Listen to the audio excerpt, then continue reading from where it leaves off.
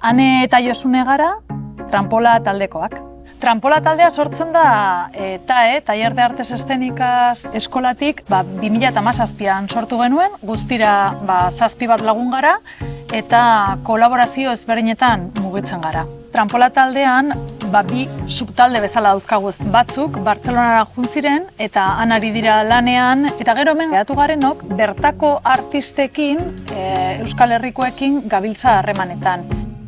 Gure lehendabiziko antzeslana izan zen Veronika Ellaio, zen drama ilun bat, baina umore absurdotik egin genuen, hori 2017an, oraindik ikaslea ginenean, eta batez ere, publikoa pixkat deskolokatzen. Hori izan zen gure lehenengoa.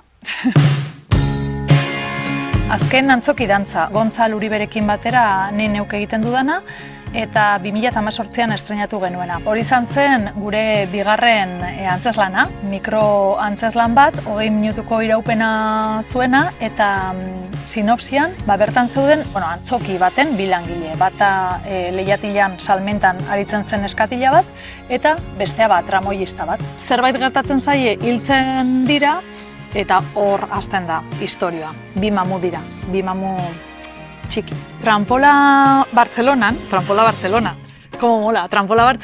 badaude beste lankide batzuk. Eta hortxe, pandemian, buruari ematen sortu zuten Federico García Lorcaren Yermaren bertsio bat, bertsio digitala.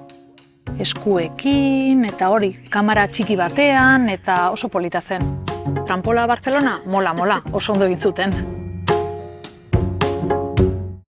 Trampolak egin duen azkenengo mikroantzerkia, 20 minutukoa, Txilin hotxak deitzen da.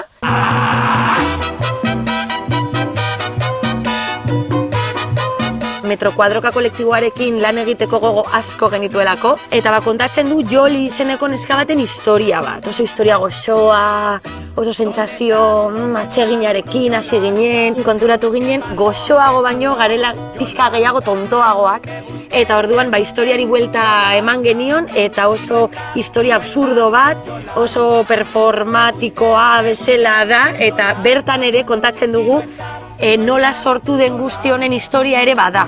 Gure frustrazioak, gurean, hemen, zer, nola, pixka bat. Aipagarria, bai, 2 deialdi ezberdinetan izan ginela printzipal antzokia Gasteizen egiten duen off-lokalean, eta bietan, aukeratuak izan ginela. Batetik azken antzoki dantzarekin, eta bestetik Txilin hotxarekin. Trampola Bartzelonakoek badituzte hainbat sari mugitu direlako batez ere digitalean, eta horrek ere ematen dizulako oihartzun handiago bat, etorkizuna. Hain urruti. Zalantzari gabe, elkarrekin gauzak egiten egongo gara, seguro baietz.